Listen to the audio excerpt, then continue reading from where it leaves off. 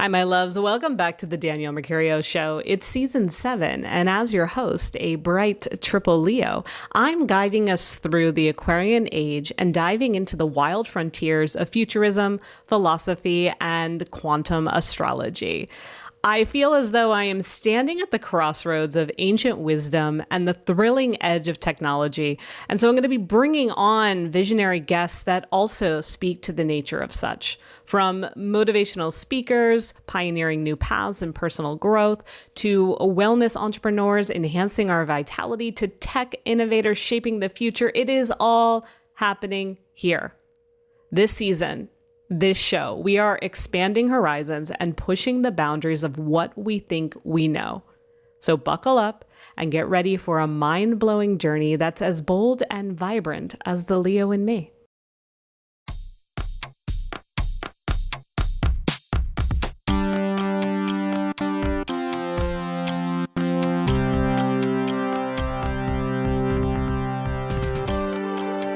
Danielle Mercurio Show. Welcome to the show. Danielle Mercurio. Welcome to the show.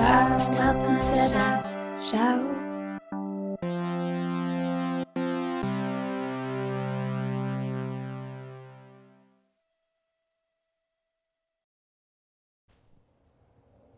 We are kicking off the new season with Jamie Rea, and Jamie and I connected last year, and we actually recorded this episode back then as well. But for whatever reason, it didn't feel like it was meant to be part of season 6. And I think at this point, we can all say when the universe tells us to wait on something, to pause without any tangible reason or proof, we're meant to listen. And I'm glad I did, because I can't think of a better interview to start off the new season. Jamie is just an incredible being. The way that he shows up so authentically, so true to himself, so I don't give an F what you have to say or what you have to think. Attitude is just like the most refreshing, yummy, delicious thing ever. And he's funny and just totally here for it. Jamie is a writer, a comedian, and a coach specializing in divine energetics, embodiment, and union. He has a really unique approach to spiritual transformation, and he integrates deep embodied healing. When I say deep, I mean like deep. There is no bypassing in his world, okay? So this is definitely an episode for anyone that's ready to move beyond surface level spirituality, have fun, laugh, and really experience what it's like to go deep. My friend reposted something that you did around basically being like, we don't need all this love and light shit. And I was like, hey you, hey this guy, I'm on board with that. And then I was like, come talk to me, and here you are. It was so easy. Well, thank you so much for having me in your space, and just even just taking one look at kind of your Instagram account and kind of your profile. I was like, yeah, we're probably the same type of cloth. And then you told me that you did a one-woman show pre-pandemic, and I was like, okay, we are really floating in the same fucking vortex. You know what I mean? For Just sure. bringing fun to the spiritual industry that just needs to take the magic wand out of its asshole, you know? It totally does. I mean, I even know when I started the journey, especially when I made the choice that I wanted to do this professionally, right? Like I wanted to be in Right. the spiritual realm, and I wanted to help people and use different modalities and tools that I had learned. It was really hard for me at first because I was afraid of bringing in sense of humor. I was afraid to be a little goofy. I was afraid to be a little like off the cuff, so to speak, because there is this persona that in order to be in integrity with spirit, you also have to be serious. And that is so not the case. It's completely not the case, you know. And I think everyone's like, I need to appear like I have my shit together, even though we're all pieces of shit who are messes, you know. And we need to appear like we're integrated. And somehow, if we're being silly, we're not integrated, even though I actually beg to differ the complete opposite, that if we're not having fun, it means that we're not integrated. You know, because if we're just living the density in the shadow, there's something that threat is a freedom, or freedom is a threat to us, that actually moving into our joy, it's like, oh shit, that's not safe. That's not safe. if I'm not used to processing the density, then and I move into the light, something's wrong, even though that's the integration. So if Mhm. we're swearing and we're having fun with it, in a way, you could say that we've actually integrated and moved to the other side. Absolutely. And not only embodying that, but also being authentic to what really feels good at our core. Completely, right? And if doing spirituality and like being really serious, if that For feels sure. vibrant as fuck and makes you Yeah, feel unfiltered and unleashed, and that's what it is for you, great. But totally. if you're someone like us who wants to swear and talk about Love. anal and shit, then Yeah, just do it because that's what makes you feel good. totally. Totally. I mean, they didn't name the planet Uranus for no good reason. Right. I know that still makes me laugh to this day, even though I'm a mid 30s guy. I'm just like Uranus, like, I know. yeah. Yeah. So seriously, there's a sense of humor. So, and again, to your point, some people, that doesn't mean that you need to have a sense of humor, right? On the flip side, because again, I think, you know, this industry attracts a lot of perfectionists, attracts a lot of people that feel like, okay, I have to do it this way. Give me the formula, give me the regimen, right? And now it's like, Right. oh, well, if Danielle and Jamie are saying I have to be funny, like maybe I got to figure that out, right? And it's like, whoa, whoa, Maybe I need whoa, to take a comedy course and like learn how to do stand up or something. for sure. But I actually take but improv, and it's great. yeah, like I hate this mechanical sort of approach, right? And like that's what I found because I did like men's work for a little while, and like not saying all men's work was like this, but Yeah. it some of these things can be this kind of mechanical approach, like I'm the fucking Tin Man or something, and I'm trying to Mhm. put like spiritual oil so I can move, and it's Yeah. like we got to like meditate, and it becomes more of this like linear, disembodied sort of Yeah. approach when we just allow our relationship with spirit to be whatever it is, right? Because I think relationship with spirit is just your relationship with your own fucking soul. Exactly. That's all it is. So what does that look like to you? There's no formula for it.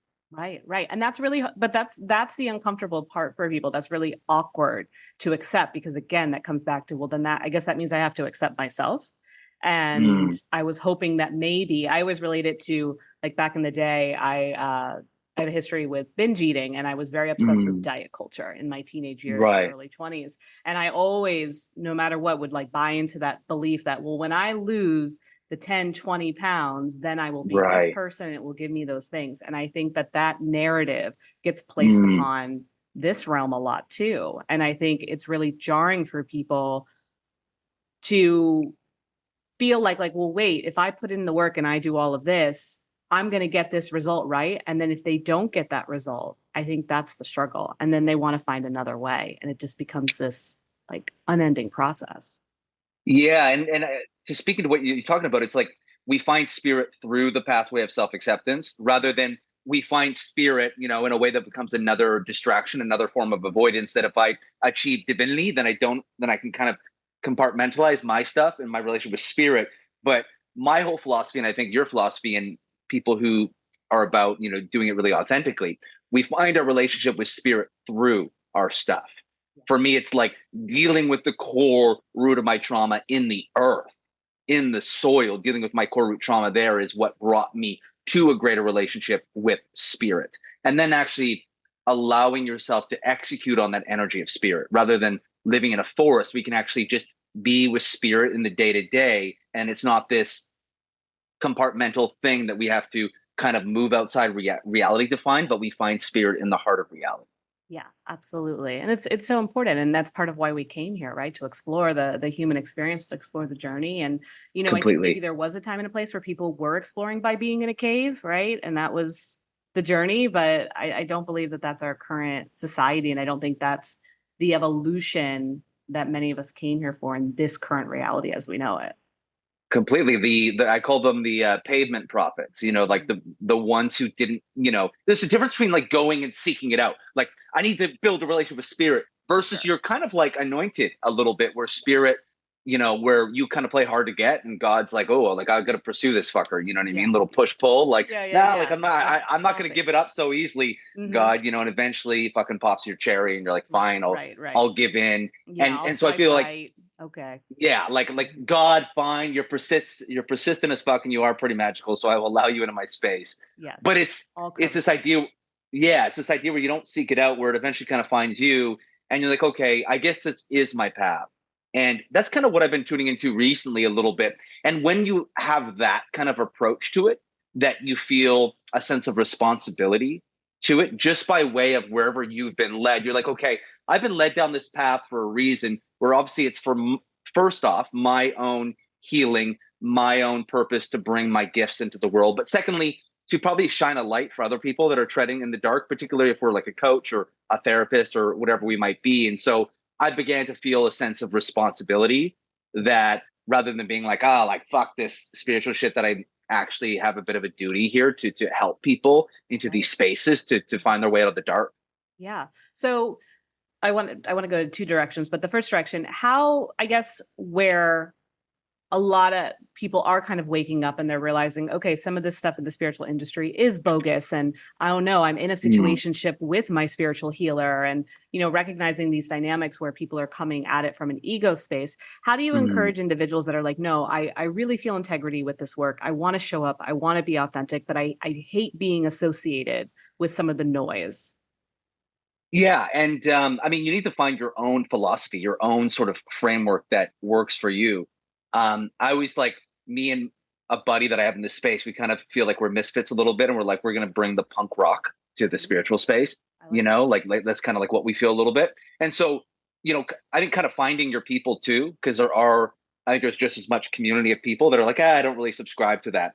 And it really is, as we were talking about before, that pathway of self-acceptance. Like when you truly uncover your soul. And I think we need to like really figure out what makes us unique.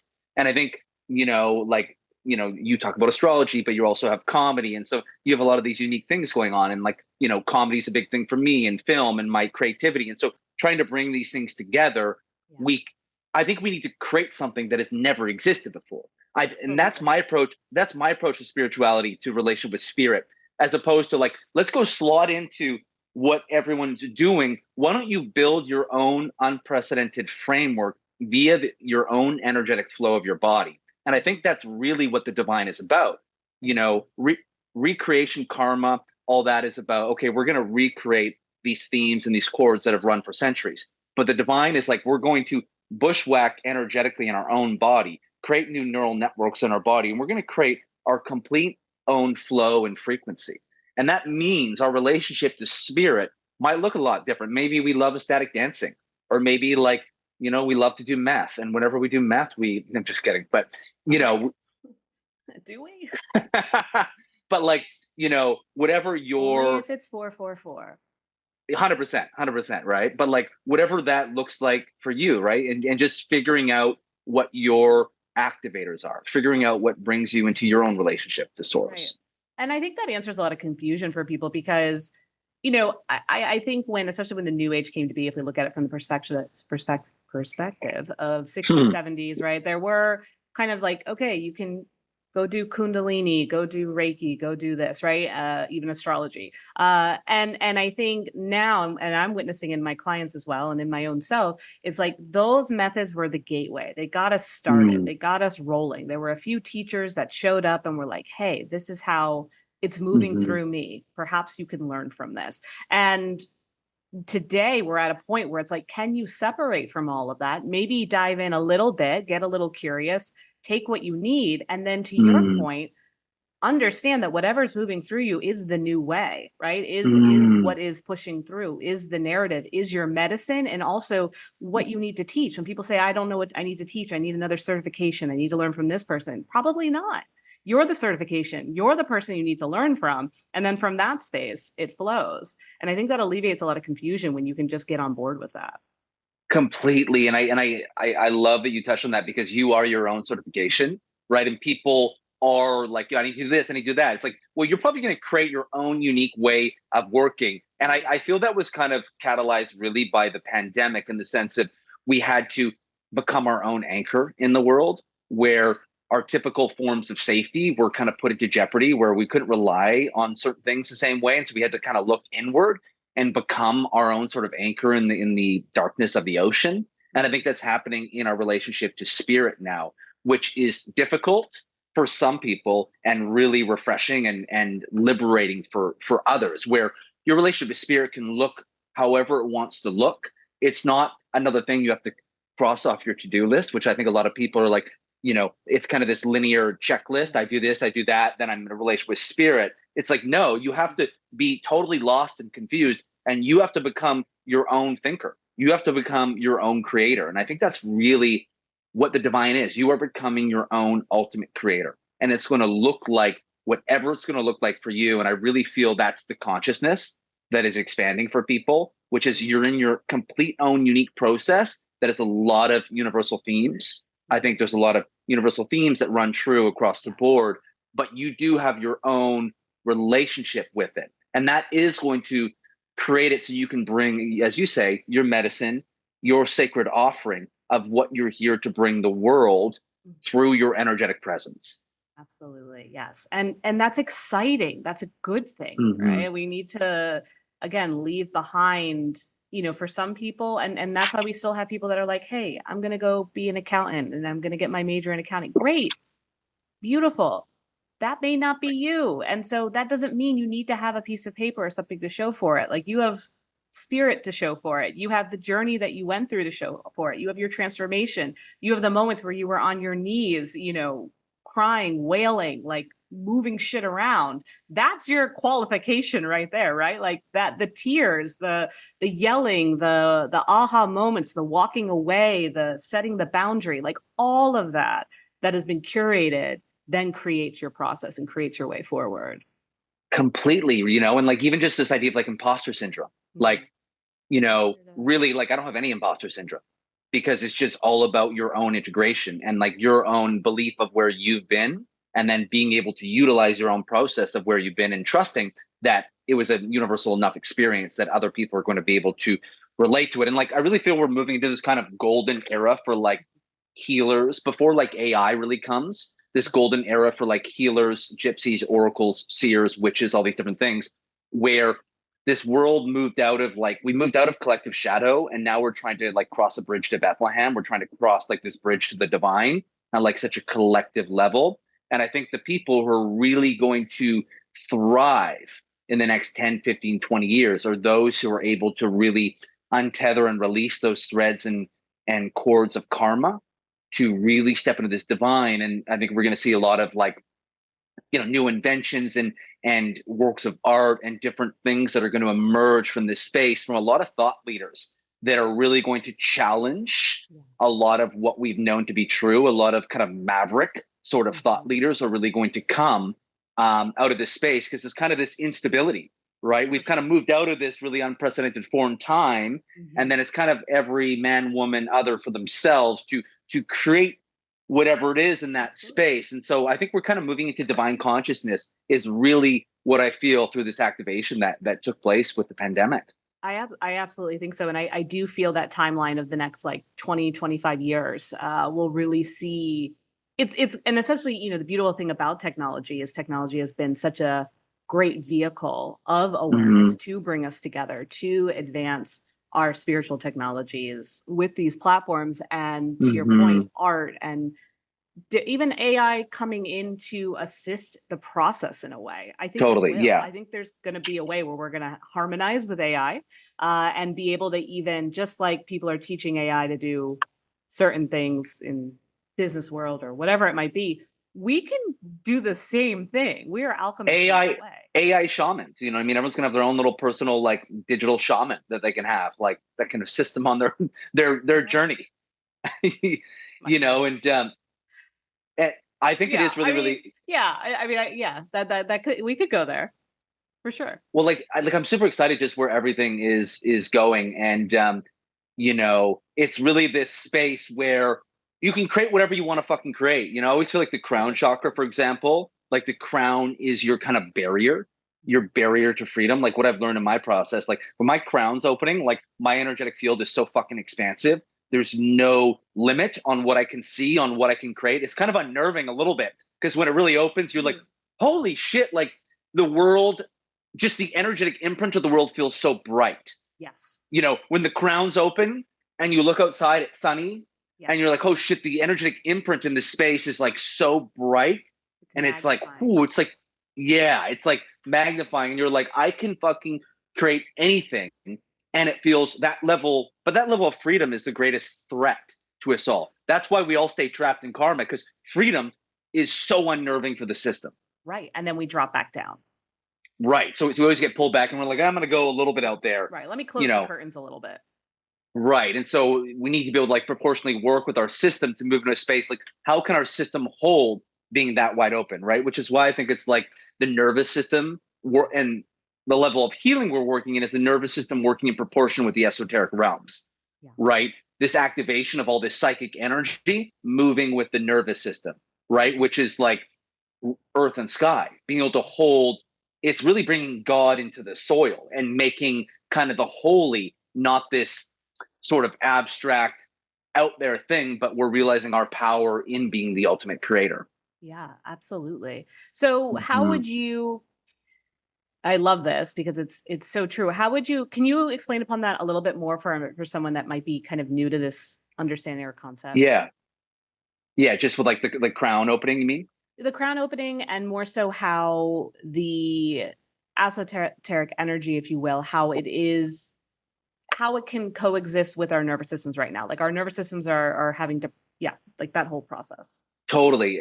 So like the way that I explain this process is I say this to my clients all the time, but I kind of see it as if we have this like ancestral halo Mhm. above our head, that we have all this energy kind of up here, right? And Right. so, we have all this energy up here. And so our soul is sort of out of body, but there's going to be fragments of the soul that are in the body. Yeah. But the whole process of divine embodiment I see is, how do we bring the soul down? How do we bring all the power, the ferocity, the magnitude of soul? How do we bring that into the body? Well, what we need to do is we need to clear space. Mm. We need to clear space, right? So that we can actually hold the power of the soul, that we actually need to be able to align our chakras. We need to be able to kind of become a vessel. And so, first off, my whole belief is we just need to create some. Step one is kind of creating some basic somatic foundational safety to begin to learn your nervous system. Like, what do we respond well to? Which is why I think a lot of people started this, how I started, just basic in the earth somatic therapy. And then what happens is, I believe, if we have a spiritual path, by creating that safety, our body's going to begin to take over at some point. And if there's enough proportional safety that's been created in our body, then the divine will begin to be summoned in the body, and we'll begin to access all this energy because of all the revelation in the collective consciousness with the pandemic and all these different things. It was kind of just, the frequency was rising into this space where all these deep unconscious layers that have been buried were kind of coming up. And so once we begin to create this foundational level of safety, the process of a restitution with karma begins, right? So that's past life, that's ancestral energy, that's our own life of, stuff we experience in our family of origin. And so I kind of see it as like this ancestral halo begins to drop into the crown, and the energy begins to drop down into the body and begins to pass through. We have to move it through the body like a kidney stone to exit through our hands and our feet to put our ancestors back in the earth. And then the root will open, the root chakra, the first chakra will open. That's when that happens, I believe we're grounding ourselves in the new identity, the new frequency of the divine, right? So that's the beginning of anchoring this new world that we're trying to create. And then we slowly move back up, and eventually the crown opens. And that means in the new identity, we're beginning to totally align with source. And this is our connection to God right here. And so that's kind of what I see as, maybe a Kundalini awakening, a process of ascension of the chakras. So, but it all works. And the amount of soul that we can hold in the body is going to be proportional to the space, the safety, and the capacity of the nervous system. Love that. That was an amazing explanation. So thank you for that. And, Of during that, course. you said, it kind of passes through like a kidney stone. And we all know that's not the most pleasant. I've never had that experience, but Me either. Yeah. from what I've heard, it's not the most pleasant. And so, kind of speaking upon that piece as well, where, the negative, I don't want to say it's not negative, but the side effects that may feel unpleasant. How do you Mhm. stay with that in those moments when you might just want to be like, this is getting too hard. I want to run away. I don't like this. Yeah, and it is really fucking hard. It's so hard. And in that, even when I was kind of going through my crazy initiation, I was just in like a perma threat response. I was in a perma threat response. And there's kind of no fucking way of avoiding that. Yeah. If you're going to experience a really acute one, I think people experience it at different levels. Mine was really, really intense. Yeah.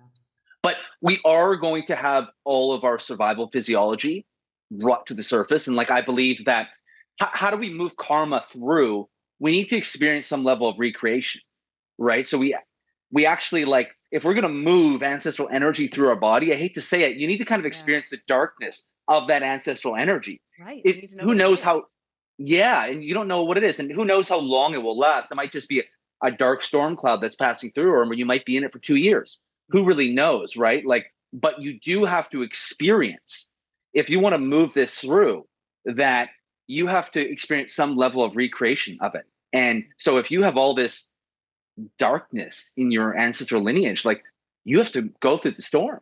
That's why this is not for, this is only for people. Like, this path makes you a warrior. This path turns you into a fucking warrior. There's no 100%. Ifs, ands, or buts about it. And so that's why this path is not for everyone. And like, my honest thing to a lot of people is like, if I had to do it again, like, I don't know if I would, because it was that fucking intense. Really? Yeah. It was like insane. And so I'm so grateful to be on this side. I'm so grateful to be on this side. Like I have so much gratitude for that. And not saying everyone's going to experience that, but it was just such horror. And I think everyone's going to have it at a different level, but you do have to experience a recreation of the storm. You have to experience all the survival of your system in all its horror if you want to be able to get to the glory, Absolutely. Absolutely. And again, when you speak to it being ancestral, that's a lot, right? And we don't even know. I mean, it doesn't really matter. We don't quantify it per se, but it's massive. It's massive. Mm-hmm. And at the same time, what I would remind myself, it's like, I am a worthy host for this. That's what I was like, right. Like, I am a chosen host for this. And I kept, leaning into that integrity of feeling like I was chosen. And then again, not in a, look at egotistical me, sort of way. Yeah. But it was just kind of like, okay, this is, I believe my ancestors chose this. They chose that, it would be, you would be the vessel. Yeah. And that was one of the things that really helped me stay strong during my own process, my own moving through it was that. And even though I didn't quite feel that my ancestors had my back per se, but I just was like, we trust her, and it's gonna be her. And then again, it's like, if not me, who? So that completely. And it's kind of that whole theme that like, God won't give you anything you can't handle. 100%. And so, that's kind of more the religious kind of line with that, but it works the same with spirit, right? Mm-hmm. That you are going through this process at this level because you can actually handle it. But the thing is, what I feel with that is that there's no really way of actually really being able to hold it at the same time. You can hold it, but you can't. So what I mean is, like, you're not going to process ancestral energy and have this spacious feeling in your fucking system as you process it. You're going to be so overwhelmed by the material, but you're going to be okay. You're going to be able to move through it. You're going to get to the other side. As you say, I love that. You're a worthy host, meaning you would not be going through this experience if you weren't chosen, if you weren't able to handle the depth. And the reason why it's coming, and I think this can be the reassuring thing, is that there's a proportional level of space and safety that has been created in your system that has preceded all this energy. So this energy is kind of holding up here. It's chilling out. It's like in the waiting room. It's in the waiting room. It's like we're magazines. Exactly. It's like it's all your ancestors, are reading Time magazine, are like, waiting someone for. Filled out this crossword puzzle already. Yeah. And they're just waiting for enough people to leave the room. It's like, oh, like it's our turn. We can go in, and then it's kind of the floodgates open. More energy comes down, and so it's going to work at this kind of magical orchestration of proportional space in your system. Yeah, absolutely. For you, when this occurred, were you already on some kind of spiritual journey or pathway? I think I was, and I didn't really know it. Yeah. I think what happened to me is I really started doing somatic work. Okay. I started to do shit tons of body work and somatic therapy. And then all of a sudden, the first thing that happened was I felt like I was in a twilight zone. I was doing this healing, and then I was like, what's going on? Then I remember one time in the middle of the night, I just lay on the floor and cried for 3 hours, and that had never happened before. And I was like, I think that was ancestral energy that I was moving through. And this was about 3 or 4 months into me doing somatic work. And so just creating that space in my system beginning to like, support my body and my nervous system in that way, the ancestors are like, oh, it's fucking go time, fucker. Like, we're gonna come in Yeah, hot and we got heavy. you. Yeah, here we Yeah, go. they're like they were kind of camping out. They were They were, like yeah. Jamie, like you're chosen for this, but we're just gonna wait till you kind of figure it out and kind of Move some align on your things. path. Yeah. And so then about 3-4 months into somatic therapy, this spiritual process kind of took over. And that's why I think the process of spirit is a somatic process, right? It's to do, what has to precede it is some level of foundational safety in the nervous system. Yeah, yeah. For me, I it was a little bit different. I had been on. I had found meditation, and I started moving forward with that. I mean, astrology I'd always been interested in, but I started bringing it forth professionally. I got my Mm-hmm. Kundalini yoga certification, and I knew that would be possible. That I read about it, I talked to other people about it, but it wasn't happening for me. I also wasn't, again, I wasn't like, when's it going to happen? It was just kind of like, Mm-hmm. whatever, it is what it is. And I'm on my own little journey here. And I think I Mm-hmm. was meant to be the student for a while. I was Right. meant to develop my gifts as a teacher, strengthen my channel and my intuitive Mm-hmm. gifts. And I was working a corporate job in New York City. That was Wow. that was Wow. very thorough, and living by myself. And I recognize now, looking back, they were like, we're not going to do this until you leave that corporate job. And let me tell you, about 3 months after I left that corporate job, It started. Yeah. Isn't it amazing how like our ancestors are kind of just tapped into something? Yeah. Like you had your ancestors in the waiting room that they were kind of like waiting for you to leave that job. And then they're like, and so I really feel like, speaking to that and speaking to what you're talking about, we have to get on enough of the path. We have to get on enough of the path, because if you think about it, like our relationship to spirit and source is really being on like such a liberated soul path. 100%. And so we have to get on enough of a path of soul. And that's why I think some people aren't really called to this at some level, because they're just completely not on a soul path. Like for whatever reason, like that isn't their purpose, and they're not cultivating a relationship with soul. They're kind of just doing the job. They're different things that are also necessary on this earth, right? I think we're all 100% part of the framework, kind of in our own little vibration. So 100%. Like not everyone's going to be like a mystic, right? Not everyone's going to. and Not honestly, everyone I don't has want that us path. all to be. Like, No, because then we'd all be like, oh my god, I'm all so fucking amazing. You know what I mean? It would get me out of here. We'd all just be bags of shit. You know? Totally. So, yeah. So no, that's not, at least in our lifetime, that's not happening.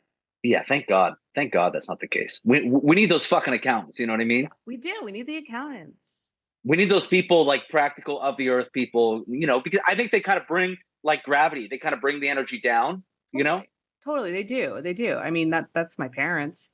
Like I'm a triple Leo born with Capricorn parents.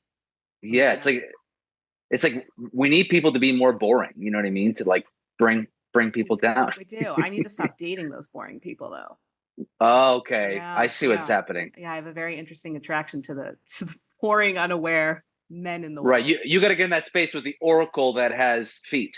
Yes. Wings and feet. Yes. I'm getting there. Yeah.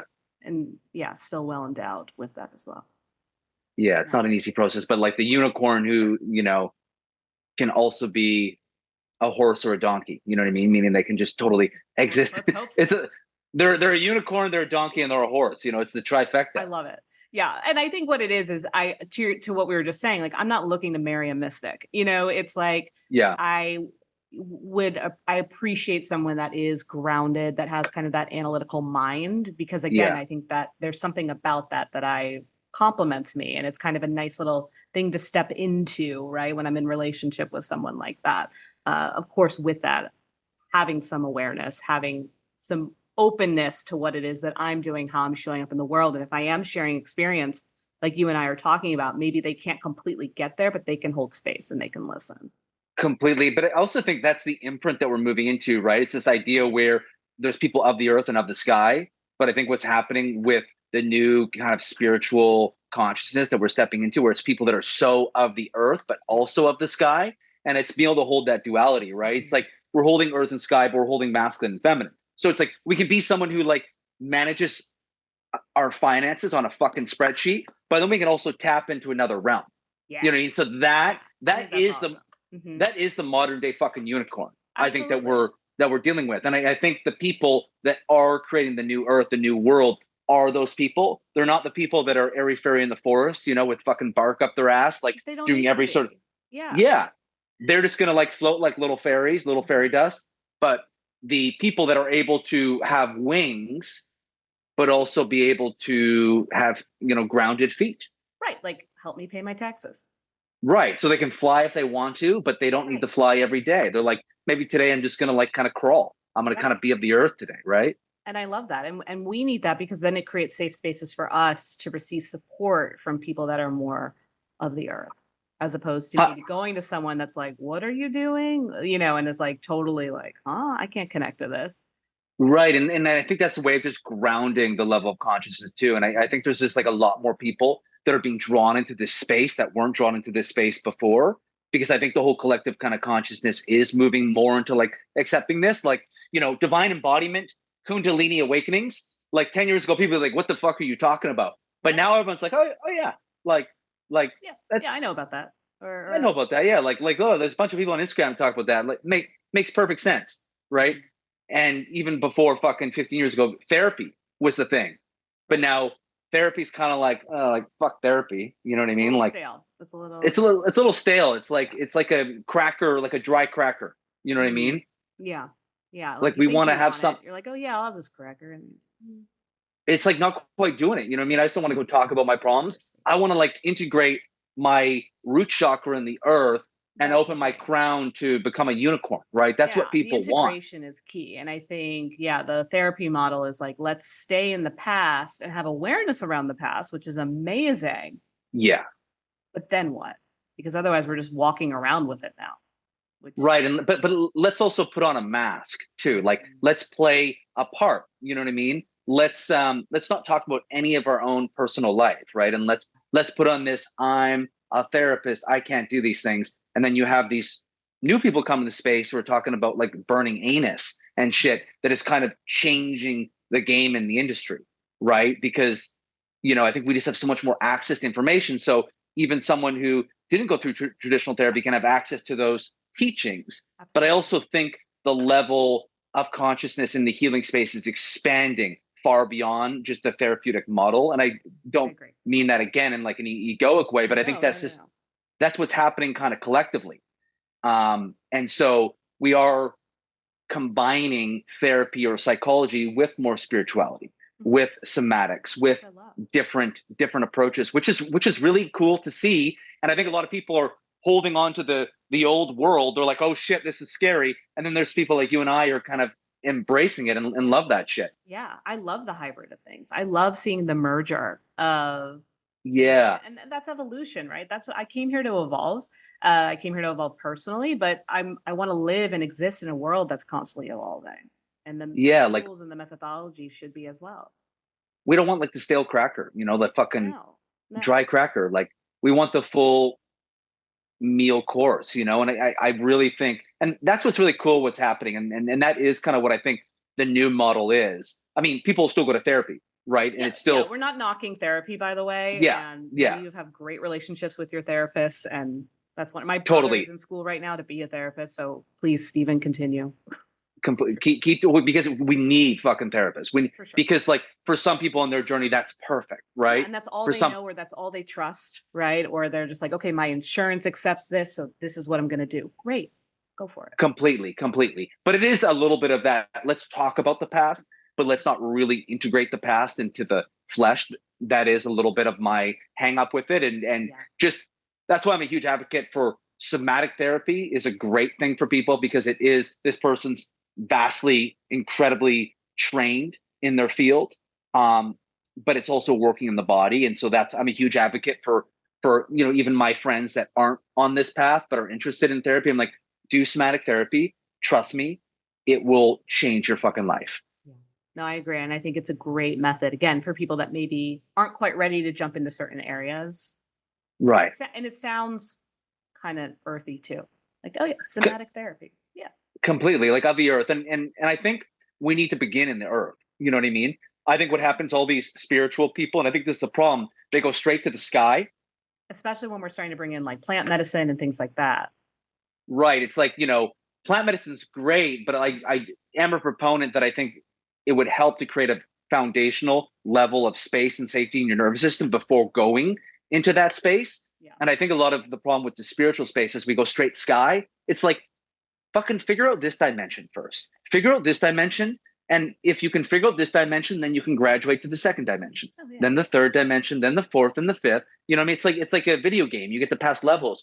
But spiritual people are like, fuck this dimension. I'm going to go to the fifth dimension. I'm going to go do like got the Cambo. secret elevator. Mm-hmm. I got the secret elevator that I'm going to smash to the roof. And then what happens is, you're channeling some shit, but then you have like shit fucking relationships because you haven't dealt with like your core root trauma, survival physiology, you know? You can't handle your finances, or, there's like all these reoccurring patterns that are still happening in your life that are affecting your well-being, that are affecting your lifestyle, whatever it might be. Right. So it's like, your higher chakras are crazy. You have wings, but you don't even have a lower body.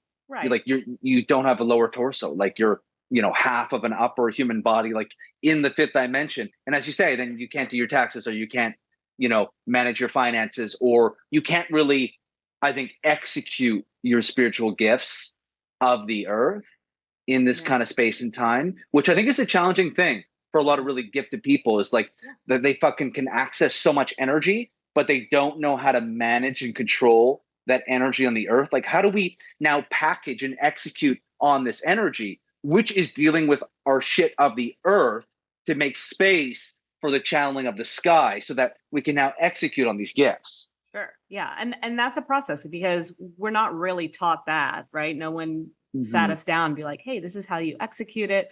This is how you craft it into a business. This is how, at least I didn't learn that in elementary school, or any. I feel like there needs to be, is there any business coaches that do that like help you carve and create a business with the ultimate spiritual potency energy? Like, I don't think I've seen that. Yeah. I mean, I think there's individuals that are out there that can do that, but it takes a special person that, again, is coming at it with integrity, and not the issue that happens a lot when we go into the spiritual business side of things is the overselling, overpromising, not over delivering, right? And under delivering, if you will. Yeah. I know a lot of people from my past experience that have gone into debt, that have, just said yes to individuals with the hope that, like, oh, by signing up with them, or they have a lot of followers, or they said that they had, a 5-6 figure month, that's going to automatically be transferred to me. And a lot of people get burned, unfortunately, with that. And so finding people that are really able to hold you in your spiritual space, and also helping you craft something business-wise, for whatever reason, it's harder to come by. Yeah, because it really does. You have to really live in both spaces, right? And it kind of seems like we sway a bit more one or the other. We're a bit more the airy fairy. Like, it's like I can show you how to like channel like some energy or open your chakras, but then when it comes to really like investing and stuff like that, so it would probably take a unicorn. I can guide you in the right direction, or we can brainstorm some things together, and I guess it's trial and error on your part too, right? Like what works? How can you actually? How is this bringing in money? What are you going to do with that money, right? And just starting to play around. Right. And like, I think there's a lot of like, we're just going to begin to create these things. I think people that are coming into this space, that we're going to start, there's going to be a lot of new things kind of popping up. And this is the fun thing, is that you can create anything based off your experience, right? Based off your experience and where you've gone through. This is why, like, I don't really read self-development books. I don't really listen to too many, self-development podcasts. I used to all the time. I mean, I love like being on podcasts and like having conversations and stuff. I mean, clearly this podcast is, this is the one that we listen to. Yeah, this is the one that we listen to. Funny talking about podcasts, and I'm like, I'm on a podcast right now. But just using your own body as a canvas. Yeah. And just like, that's why, like, I think a spiritual path is, you're like making art in your body. You're making art. Like, you are you're kind of, your body's this canvas, and your energy is kind of the paintbrush, right? And you're kind of creating your own little picture in the world, your own little landscape, or your own space. And again, I think when we really do move into the divine, and we start to feel safe in that path, in that place, that's really welcomed. But when we are operating more in fear, survival, when we haven't quite moved in that threshold, that is a scary prospect because Absolutely. we don't have anything to hold on to, or we don't have any perceived railings or like illusions of safety that we can rely on. Right. And so, meet yourself where you're at with this process, especially if anyone that's listening is in a space where it's like, I do want to do this full time. Like I mentioned, I was in a corporate job, and that corporate job was my security because I needed that. But Mm, I approached that job as it was investing in my future, right? This job is hmm investing in my ability to one day be able to do this full time. And, there were moments I didn't want to go in, or I was over it, or I was just like, I hate, none of this is real, right? Like, because it Compl- was very corporate. But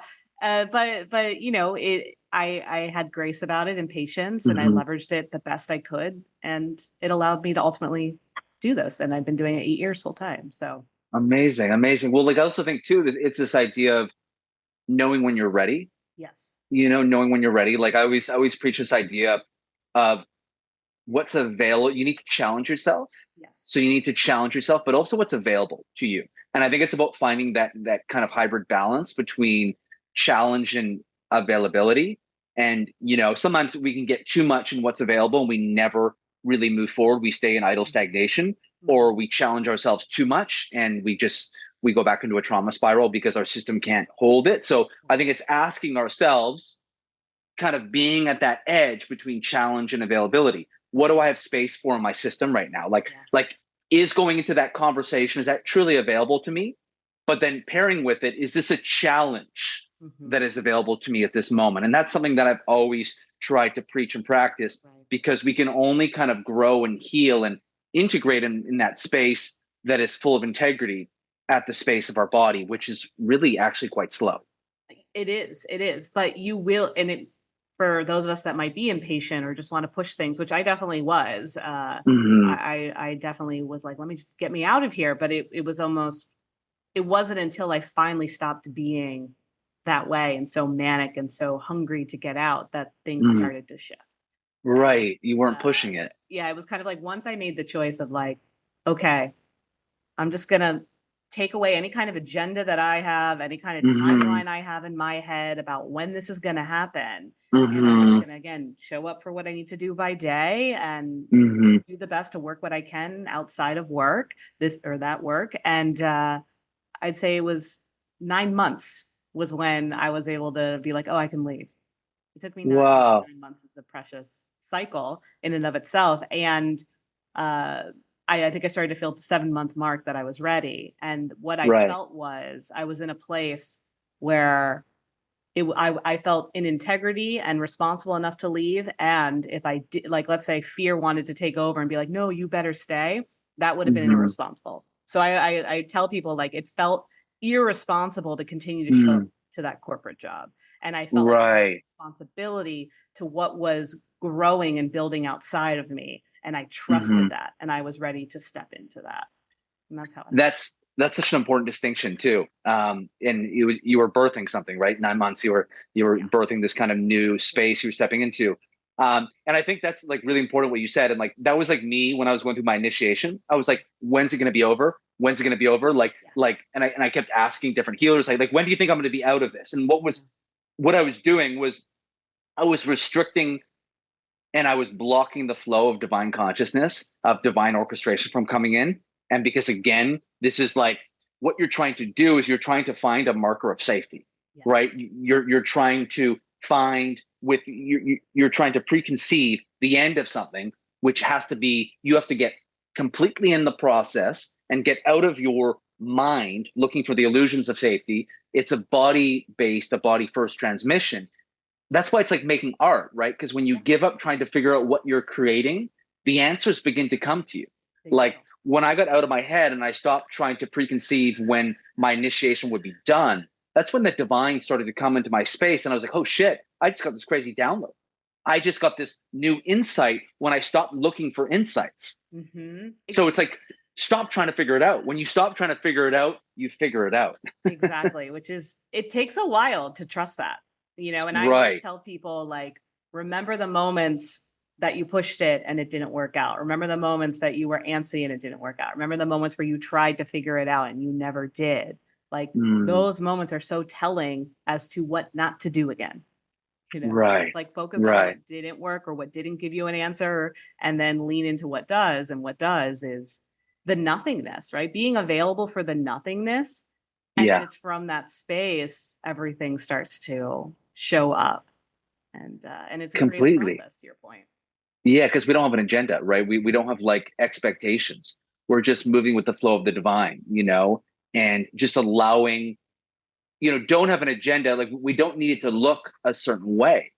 We're just allowing it to move through and come through however it's supposed to come through, Exactly. and that's why it is this space of like the total unknown and really getting comfortable with the unknown. Like I love the unknown now, in this space where like I have no idea what's going to happen with this, but I just have this trust that it's all going to be okay. And things more or less most of the time seem to kind of unravel and work out.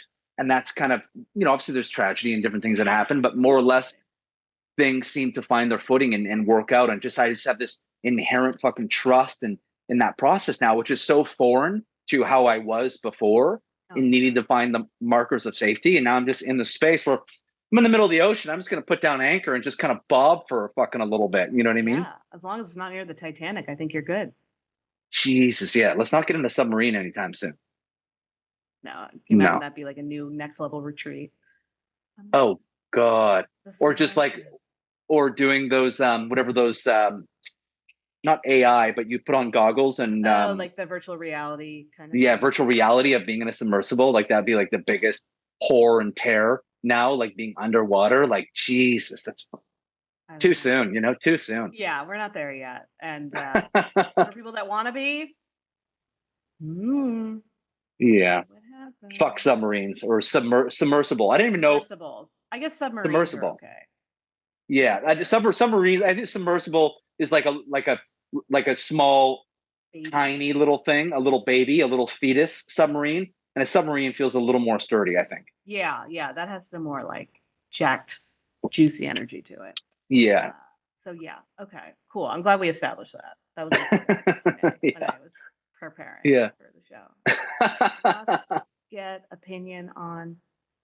We must talk about Underwater. submersibles I mean, because everyone's underwater. That's like what being in the, moving through hell is like. Like we're in a fucking yeah, I don't know. underwater compressor. It's trippy though. I do like. Do you ever do the floating, the float tanks? I used to do them, and then I got salt in my eye so badly one time. I'm a bit of a fucking pussy, so like Yeah. I did it, and like I fell asleep, and then I just woke up, thrashed awake, and got all this fucking salt in my eye, and I was Yeah. like, "Fuck these float tanks! I'm not ever Yeah. going back," and I haven't gone back ever since. That's a gnarly side effect. I like to do them every now and then. I'm more of a like a sauna. I'm like, let me just sit and sweat out my water. Yeah, So yeah. taking it all in. I'm more of like a hot tub kind of guy, Yeah, well, hot tubs are a good time. I'm not even a cold plunger. People love cold plunging, and I'm just like, nah. I'm just gonna go hot tub. Yeah. It's like you're not fucking spiritual, Jamie. You don't cold plunge. I don't, again, going back to like my nervous system doesn't want that. Like it's like, no, I really don't want you to submerge me in this like ice frigid cold water and then Yeah, just like sit there as an active seriously, god. no. I'd just be like, that's not available to me right now. Like, don't gaslight me and tell me that I should do that right now. Like that cold plunge is not fucking available to me right now. I'm gonna stay in this hot tub and like have a margarita and just fucking chill. And you can go do your cold plunge. Yeah. All the power to you. For sure. Like, yeah, I'm not judging you. Like, go for it. You go sit in that cold plunge and make an Instagram reel out of it. That's great. But And like, post it on, be like, I'm a fucking warrior. Like, look at me, it's snowing outside and I'm yeah, cold plunging. yeah. And Now I'm gonna go eat a raw rabbit that I just picked up afterwards. yeah, and it's like, but even though all their chakras are blocked, you know what I mean? But they're, doing the cold plunging, even though fucking just their sacrals, fucking blocked, and who gives a shit, Yeah, yeah. I'd rather just have a cup of coffee. Let that. They're like, oh, but you feel so alert, so awake. I'm like, yeah. Yeah, having coffee is like that is my cold plunge. You know what I mean? Yeah, I take You get up and go in cold water. I get up and I drink hot coffee. hot caffeinated beans. It's great. That's our equivalent. You know what I mean? Then I probably have a snack, like a late morning snack. Yeah, that sounds delightful. Yeah. Are And you you're not a big you're like you're breakfast fasting. person? No, I don't usually eat until like 2 p.m. in the afternoon. I love to have coffee and get my stomach super acidic, like as Yeah. acidic as possible, and then I Yeah. just soak it up with like some celery juice or something, in the middle of the afternoon. Uh-huh. Uh-huh. There you go. Wow. Yeah, and I'm definitely like room temperature only water. Like Really, you that's don't how like the, much I don't like the cold. really? It makes my teeth cold when it's cold water. Yeah. Oh, and then I don't know, maybe something about the cubes coming all up in my mouth. Yeah, you need room temperature water. I agree. Yeah. Yeah, you don't want to drink cold plunge water. No, no, I don't want to be in the cold plunge. I don't want to be drinking of the cold plunge, especially if someone was in the cold plunge before me. Yeah, that's kind of weird, eh? Yeah. Yeah. I think they filter them. Like I think the more advanced ones. But I Yeah, don't like do know. they have places like where you can go cold plunge? Like you could do a sauna? Like Yeah. I feel it's becoming so popular Oh that yeah, like they're like eventually, houses now, like bathhouses. yeah, like you don't have to go to like your local lake or pond or No, no, no. You can get like pay like $60. Go to sit. go in cold water. Like I'm sure that's what it let's pay is too. eighty But dollars to go in freezing cold water. yeah, Like, yeah. oh my God, I like mean, I that guess is you could do it in your bathtub at home, but same thing. Like that, just have a cold I don't want to shower. create that energy in my home. My home is sacred. I don't want to have Yeah, like like a little torture chamber in my bathroom. I feel like if you start cold plunging at home, a lot of entities are going to show up. Yeah, It's going to summon a lot of like dark entity energy. yeah. No, I'm not here for that. No, No, no. no, it So doesn't work. you fast most of the day? Um, I try to like intermittent fast a little bit. So like between like 2 and 8, I Mhm. try to like eat, but like I rarely ever stick to it. You know what I Yeah, mean? So like yeah, I try to intermittent fast, but I never really like fully do it. yeah. So it's like I like to say that I'm doing it, but then not quite follow through on it. Sure. What's Um, your like? What's the trigger food that you're like? Oh yeah, I'm not going to do this anymore. ooh, what's the trigger food? I love candy. Oh, I love candy. Like I'm not a big savory guy. uh-huh. I'm more of a sugar guy than a savory Okay. guy. Like I'm I'm not a savory. dessert. I'm not a dessert. Like I mean, occasionally like a hamburger, but like I'm more like candy chips. But Snacks um, I mean, I do feel better when I intermittent fast though. for sure. I do feel better so that is one thing that I think is really, really great. But I've never gotten onto the whole juice fasting or like the water cleanses. I've never, well, like, cause you said you were in fitness before. Yeah, so fitness and then, yeah, I used to teach aerobics and spinning and then, Really? I went through my own weight loss journey. Like I mean, there was a point in my life where I was 200 pounds for a good amount of time. And not that anything's wrong with that, but it was because I wasn't eating appropriately and I was, Yeah. so addicted to diets that they were actually making me more unhealthy, right? Really? They were making you gain more weight They from were like making me being on the gain diet. more weight because Hmm. I recognize about myself, especially like I have a addictive personality. And so that's even when we were Hmm. talking about people that just want to get high off of, spirit supply. It is kind of like that addict mentality of like, oh, I don't want to deal with my everyday life. I don't want to deal with why I'm having a bad day. I just want to reach for something, whether it be Totally. an alcohol, whether it be a pint of ice cream, whether it be, you know, something up there. So with dieting, I did it because it was the only way that I thought that I could lose weight. So, but it was so restrictive and there were so many rules and it wasn't what I wanted, right? Like if someone said, Jamie, like you have to eat this today, maybe it's something you like and maybe that day you eat it and it's fine. But then the next day, like, okay, now you need to eat this. It doesn't feel good. It doesn't feel good to force yourself to eat things, but then you do it because you think you have to, because you think that Right. it's going to create the result that you're supposed to. So that was like my cycle, and food was definitely my biggest addiction. And with food, I think you have to figure out a relationship with it. And so it wasn't until I found meditation that meditation allowed me to have a better relationship with my body. And once I started to have a better relationship with my body, just as it was, no Hmm. expectations, I started to learn what it wanted to eat. And so I have Hmm. zero Hmm. rules when it comes to food. I'm kind of like nothing's off limits. And it's almost like because I say nothing's off limits, I eat a pretty balanced dinner. Yeah. I love you say that, because again, that is like, it's like learning to like eat for your body, right? Or like what is my body like, because maybe I need something a little more grounded, you know, maybe I need like a stew or something that's more of the earth, or some meat, right? Or just knowing what's going to kind of nourish you. And that's exactly where I'm kind of at with my eating too, Yeah. which, you know, there was one thing when I went through my initiation, because I gained a lot of weight because I couldn't exercise for like 2 years. And I was always someone that was so preoccupied about what I looked like, just like obsessed over that, like body Totally image, a all woman. those. 100%, right? And you know, vanity is like a chief weakness, right? But I really had to like really meet myself just in my spirit beyond it. And so I began to find my value just in my spirit. And I just stopped caring Yeah. about what I looked like. Like I hardly ever look in mirrors these days. I hardly ever look in mirrors, which is so liberating, because I just know I'm inherently worthy, no matter what I look like, no matter where I'm at. And it allows me to be able to eat and work out in a way that's more balanced and more nourishing for my body. Like if I can't go to the gym today, great. And I used to be someone who's like, I have to fucking go for a Same. run. Oh my God. Right. You have to go at least 5 times a week, and you have, Right. yeah. Right. And it's like, well, this week I'm moving through some shit. I'm processing some stuff. I feel heavy. I just, you know, or like today I need to eat junk food. I need to eat junk food and do nothing, and just allowing yourself. And it's like It's so permission to freeing. be, yeah, permission to be wherever you're at. And I think that's just like, that's a whole different thing, right? Because as you say, we're not living for the shoulds, but we're trying to like really attune to where we're at, which Right. which is total self-acceptance. 100%. And I think that's key for people. I mean, again, I remember being my teens, like I was like, I just want to be thin. Like that's all I wanted.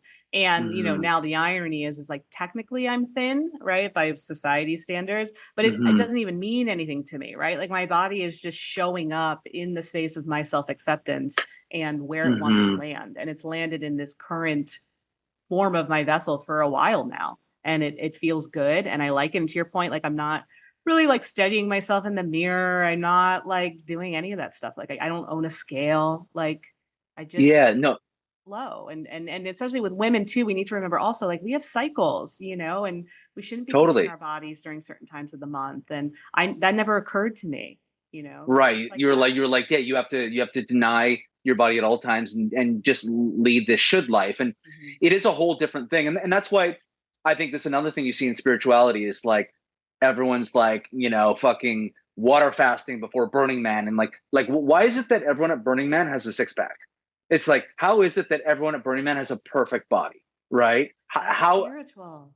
well, it's spiritual, right? And it's kind of this vanity spirituality. It Like is we though. have these perfect garments on, and Yes. we're all fucking beautiful, hot looking. And the thing is, if we've truly been initiated, Sure. we've had to like find our value beyond appearance, beyond the Exactly. physical. And so Mhm. that's why for me, like I was someone who I found a lot of my worth and belonging by, if people consider me attractive. That was a way that I found entry, right? Validation by the opposite sex and all those things. And having to create restitution, having to meet your little boy, your wounded Mhm. boy, and being like, hey, I'm worthy of being loved at my absolute worst. That even if I'm 20, 30 pounds overweight, I'm still worthy of being loved. I still have value. And so now it's more about, you know, spirit and your energy. What sort of energy are you bringing? What sort of space is your energy creating for other people? And it's been so liberating because I felt so trapped by appearance and having to hit this markers. And so you're seeing that a lot in the spiritual community. It's like, you know, it's not coincidence that everyone here is attractive with a perfect body. I know. Exactly. And yeah, so you got to look at that. And further too, like these things like juice cleanses and whatnot. Look at the seasons. You probably shouldn't be on a juice cleanse in the middle of January if you're somewhere where it's freaking snowing outside. 100%.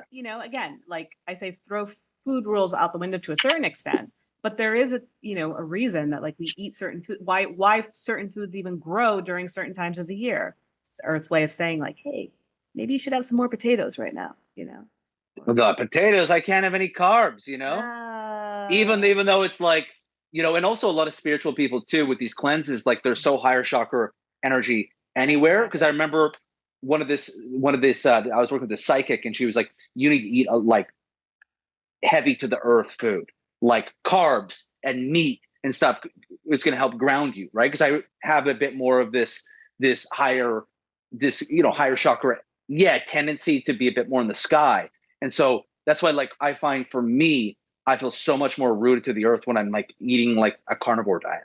Yeah. And I've like experimented where I'm like only eating meat. Obviously, like I don't want to do that for long periods of time. I want vegetables and stuff, but it really, if I have a lot of meat, for example, it helps me be more connected to the earth. It actually helps me be more of my masculine as well. And so, just like have it like, bite into like a big fucking chicken. And I just what I'm talking about. That's sexy, right? Just get in there. You don't need silverware. No, just that's polarity right there. That's polarity right there. You don't need to deal with your nervous system. You just like need to like eat meat and you'll just be in your fucking masculine, just magically. I love it. Yeah. And it works for you, which is great. 100%. You got to find what works for you. I think that's the big thing is you just have to fucking find what works for you. And like the should life is this whole, we have this whole to-do list of what it means to be spiritual. And it's just like that is being thrown out the window. And that's the thing that pisses me off the most is that it's just like this checklist of things we got to do. It's like form your own roadmap for your own relationship to spirit. Right. Be willing to do that. And if you find yourself asking people, what should I do? Take a step back and be like, what do I want to do? What do I, even explore why am I even in this place where I am putting so much power in somebody else to make this choice for me?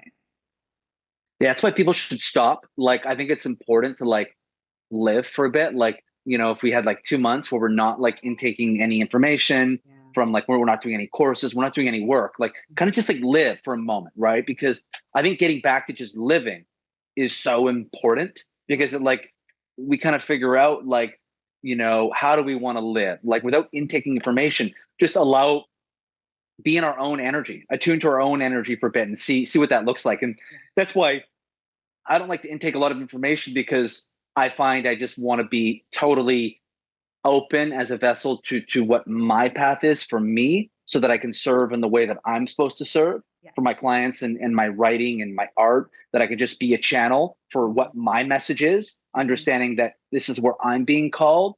And if I'm intaking too much, then I'm just going to like be too influenced by different things that are out there. And I want to be completely not knowing what's out there.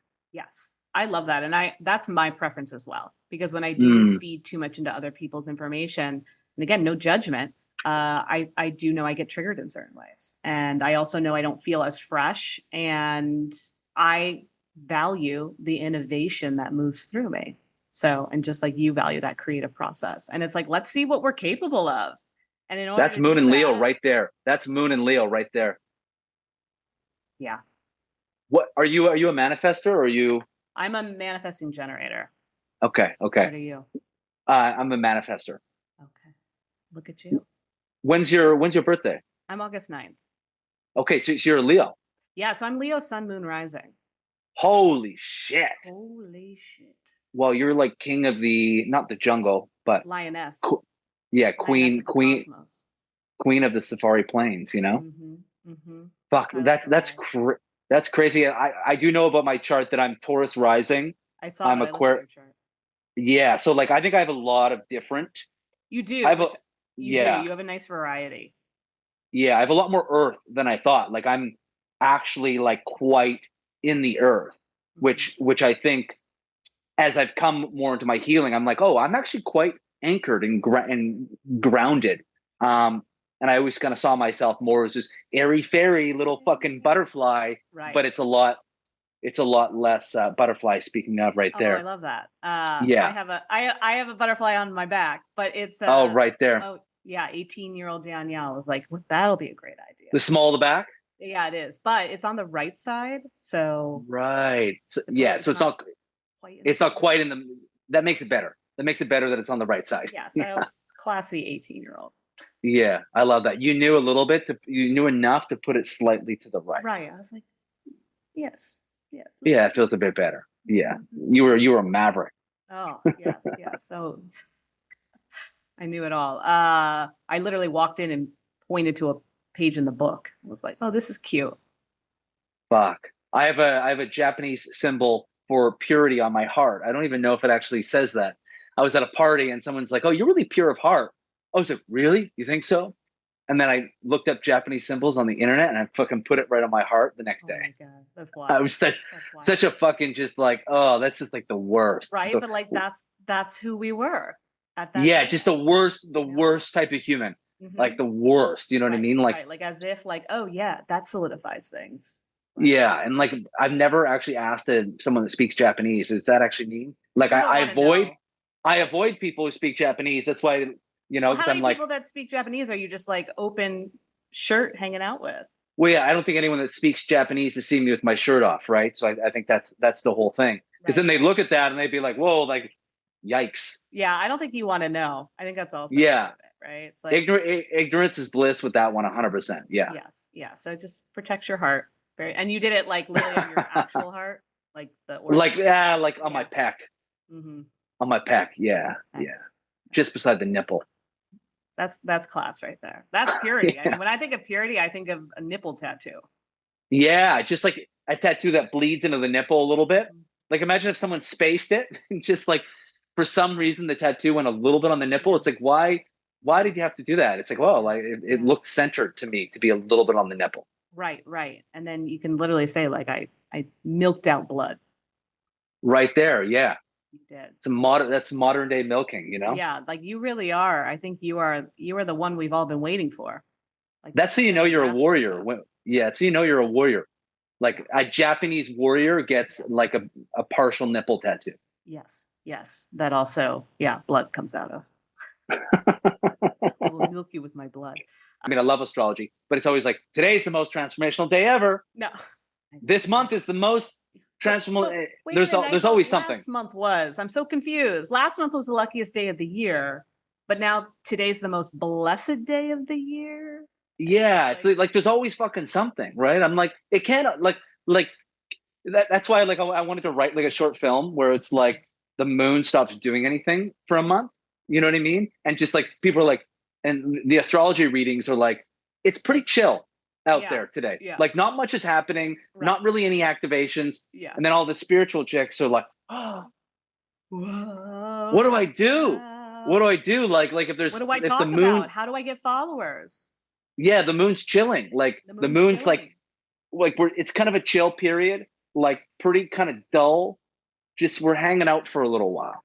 You know what I mean? Right. People would lose their fucking shit. Man. The moon's working on its 6-pack right now. Well, the moon is integrating something. So the moon is kind of like, the moon's like, guys, like fuck off for a little bit. I need to go deal with some shit. Me and the sun are trying to work something out between us. Mm-hmm. Yeah, we're trying to work something out. So just like, give me a month and then I'll be back, rejuvenated, refreshed. 28-day cycle off. Yeah, like I'm going through my cycle. I can't deal with your cycles this month. So oh my gosh, they're going to be destroyed, depleted. Yeah, like I want to see that. I want to see that movie where it's like I'm here for that movie. It's like a solar eclipse. Well, I mean, like I don't know anything about astrology, so I would need like an astrologist. Yeah. To find out like what the moon even does. Yeah, I can. Because I don't know what. Besides it being the luckiest day of the year every week. Yeah, I love how every day is the best day ever. There's a full moon this Friday. Yeah, there's a full moon, and this full moon has the potential to completely change your life. Yeah, I want to see the astrologist who's like every single day she's like, guys, I swear, today is the most transformational day of the year. I swear, I promise. And the next day, guys, I just tapped in, and it's actually today. And she keeps one-upping herself. Like, keeps like, I promise, this is it, guys. It's coming. This is the one day. And then, so it's like the Truman Show for astrology. Oh my God, it's so true, though. That's why I don't really, with astrology, I tend not to do a lot of forecasting publicly because I'm just like, or I'll share like a collective message that I think. But again, I never use it as like a today or this moment because I'm like, tomorrow's a new day. Like anything can happen at any. Like I feel like with astrology, it's always popping off. Like astrology is like a party that never ends. It is, and it's exhausting too. That's also why I don't do a lot of like marketing in that way because I'm like, oh my God, I literally would have to show up every day, right? I'd have to be writing horoscopes. The moon's doing this now this is this, and oh look, let's make them do this, right? It's just like it's like being a weather person, right? Like, oh hey everyone, it's raining today. Yeah, and it's always like needing to get high. Like astrology is always like get high. Like the moon's like up to some shit. So it's like we always need to like take that hit of the moon, you know? And it's just like the moon's intersecting here, and it's like this activation. Everyone's like, oh, it relates to me so much. Yeah, where do I sign Every up? I need a drum circle. I need to go howl under the moon. I need to do your activation, right? Yeah, and it's another way to like justify being an asshole too. It's like, oh, fucking the moon's been up to shit. Like, I'm sorry. Like, I just like, oh, it's okay. Like, you Yeah. know. Oh, So I know it's people just love to do that. Oh, it must be a full moon or Mercury retrograde. That's another one. well, like that's why like I don't know how to do like anything technical, right? Right. Mercury retrograde is like perma in my system every day. So Exactly. It's like, no, dude, you just forgot to back up. That's your fault. yeah, so that's kind of my hand. Like I love astrology, I get but it it's though. but Yeah. yeah, but it's like sometimes I like to leave the party. You know what I mean? Like I don't want to go to the I don't want to be at the party every day. Yeah. That's kind of No, how I I feel. agree. And I feel that way as an astrologer, right? I don't, Right. What I don't that's think it's, refreshing. yeah. I don't even look at my chart all the time, or I don't even know what all the planets are doing today. I didn't check. I feel like they're up there. Yeah. I think, yes. Yeah, that tracks. Are they all there? Uh, yes. Yes. They're all Huh. there. I couldn't, Uranus is being a little, uh-huh. No, it's there. They're all there. Yeah, Uranus Actually, ain't technically, the day we're talking, Neptune did go retrograde today. Actually, I do know that. Neptune. Neptune. So does that mean it goes backwards? It starts spinning the other way? It spins the other way. Technically, planets don't really go backwards. Retrograde is an illusion, and so the illusion of the planet going in a reverse motion is occurring right now. I don't know. Neptune, I think, will retrograde for at least 6 months, give or take. Whoa, what? Yeah. So the planets that are further out retrograde for longer, like Pluto. That's going to retrograde. Like it started retrograding in June, and it'll stop in January. So they go for a long time. Whereas the personal planets, which are Mercury, Venus, and Mars, they're a lot shorter. Mercury retrograde is 21 days, 3 times a year. Venus retrograde is coming up. That's going to be about 8 weeks. Mars retrograde is like 12 weeks. That's still a long time to like Yeah, be in. it's a while, but it's just, again, there's always something every single day with astrology. But it's just a way to change up energy. And again, really though, if you really want to know what's going on, like look at your own chart, start to understand your own chart. You're going to learn it the rest of your life. Yeah, like I really like learning about your own chart and where you're positioned and how that influences your path as opposed to every single day what are the planets doing. So Yeah. that's I like it to see like your chart, your astrological chart. I find that interesting. But again, I'm like, I just want to chill. I don't want to go to the party, wake up and party every day with the planets, you know? Yeah, there's only a few days a year that I actually think are valid as far as like a collective moment of like, yes, we really should all be paying attention to this. Right. But even still, it's like to each their own. Again, it's like the weather. You can check and see if it's going to rain and bring an umbrella, or you didn't check and then you got rained on. Oh, well. Right. But you don't need to tell everyone, oh my God, today is going to be the biggest rainfall of the year. 12 inches. Oh, God. Go to the grocery Christ. store. It's going to snow. Yeah, seriously, it's like the right? same energy though, if you think about it, right? It's like, yeah, it is because there's going to be weather every day. It's like the moon is there all the time. The moon doesn't fucking go away. So it's like the planets are always going to be there. So some shit's always going to be going down. Yeah. So it's just if you feel like tuning in that day, great. If you forgot, no big deal. If you don't want to, that's also fine. Yeah, it's fucking exhausting. Just like, what's happening up there? I got over it, especially when like I used to do like a YouTube channel with it, and I liked it back then. I think it was like once a week I would do one YouTube video about what was going on. But like now with like Instagram and TikTok and all, I'm like, I'm not keeping up with all this. That's not. It's too much. Well, like because I have this alter ego where I dress up as like a woman and like kind of make fun of the spiritual content. Yes. Yeah, I want to do some astrology videos where like I can play that like everyone today is the most special day of the entire year. Just like you got to do it. What's this character's name? Oh, Jamina. Oh, Jamina. Jamina. Yeah. So she's kind of just like, like I did these weird, like I used to do it like 5 years ago, and then I want to bring it back because I was just like eating shit for a long time. But now my personality's come back online after moving through hell to be able to kind of bring back more of that. She needs to emerge. Yes. I had an She's got alter to merge. ego named Rochelle. I should bring back Rochelle. Yeah, She moved to upstate New York during the pandemic. She used to live in mm, Manhattan. Now, really. yeah, now she lives in the mountains and she sells Reiki infused essential oils. Mm. Yeah. Yeah. You should totally bring it back though, because like Yeah. the spiritual space needs more fucking levity. We do. We do. I actually I was thinking today, actually, maybe because I knew we were talking. So I was kind of in that space. I was like, I want to do a video of like the tarot readers that are like, I'm not using any hashtags right now. Like if you're seeing this video, it's for you. And they're like, they literally just start like throwing like tarot cards everywhere. Like they're just kind of like throwing around. They're like, ah! And then they just start like being like, oh my God, I knew this was going to come up. Like I knew this was coming up. Like this is for you. This is why you were meant to be watching right now. Like someone wants you back. Your ex Yeah. that broke up with you, he's thinking about you. Okay, let me pull another card here. Oh, oh. Yes, he's definitely thinking of you. That's what this means. He's gonna reach out. He's gonna reach out to you. I'm calling. When people are watching, they're like, I know. they're like, fuck, that relates to me so much. Like, oh my God. No, I love that. Amazing. Yeah. There's so many like, fun spiritual Rochelle things. needs to learn the tarot and like tell everyone, oh my God. You have Okay, well, I'll make a commitment. I'm going to bring Jamina and you can bring Rochelle back. done. And so I'm looking forward to seeing that. Okay, perfect. It's coinciding with whenever this airs, which will Yes. be soon. So cool. Amazing. Anything else we need to discuss? No, we talked for a while.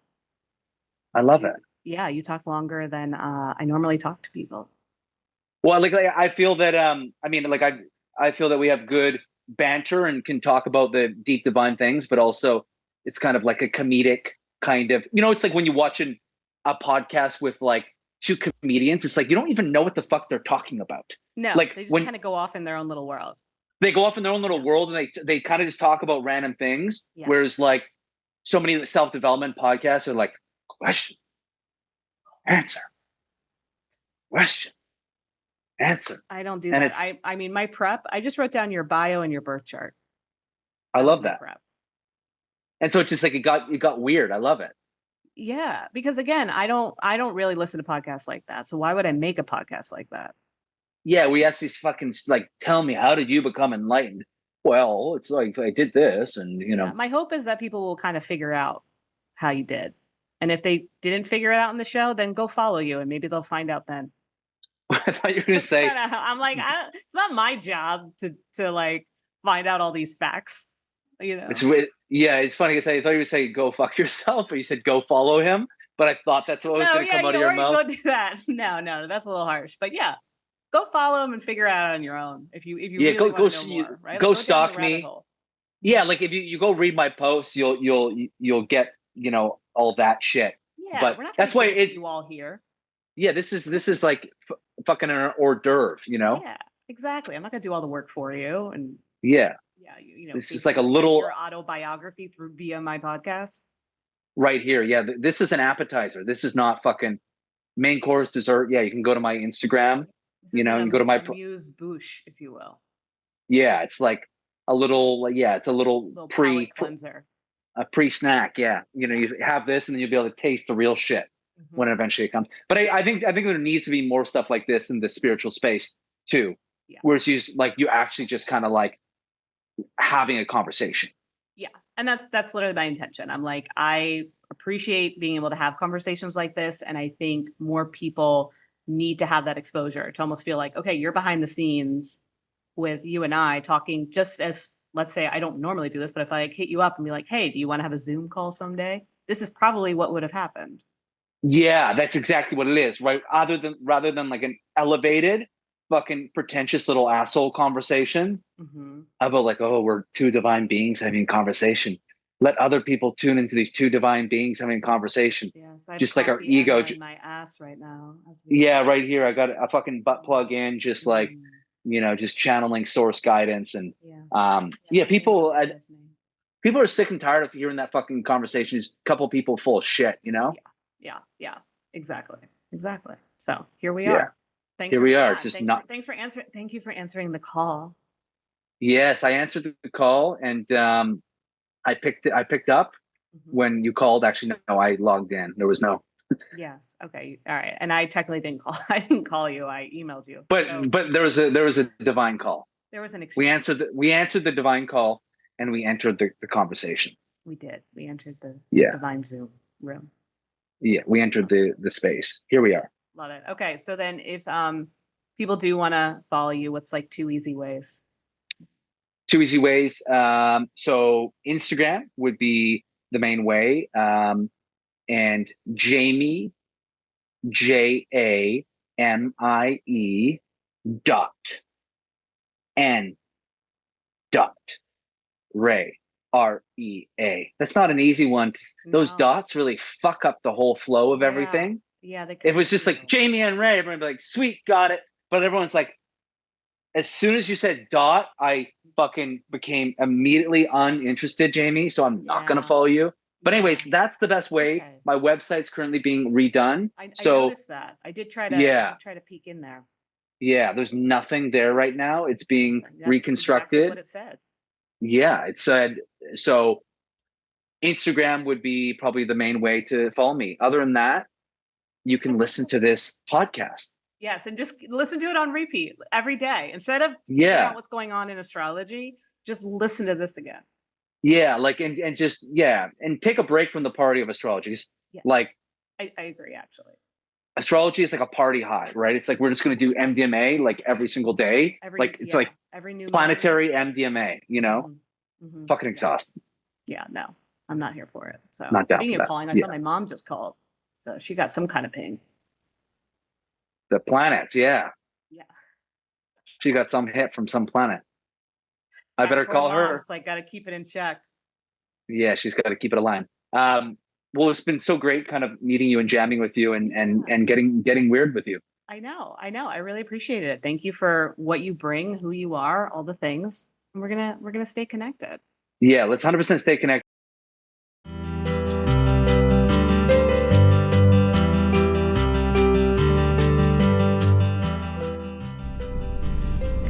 If you are a fan of the Danielle Mercurio Show, which I kind of know that you are, then I have something really special that I just launched for you. It's my sister podcast, Unfiltered Universe of Danielle and Reagan. This podcast is a weekly series that is full of unedited content with one of my besties, Reagan Tilton. We talk about the stars, we talk about the sex, we talk about the travel, the rock and roll, the ins and outs of life, dropping little nuggets of wisdom, all in an unfiltered, transformational, beautiful, laugh out loud way. So make sure when you're done listening to this episode, you head on over and look for Unfiltered Universe of Danielle and Reagan. Listen to our pilot episode, rate it 5 stars, get us out there into the world.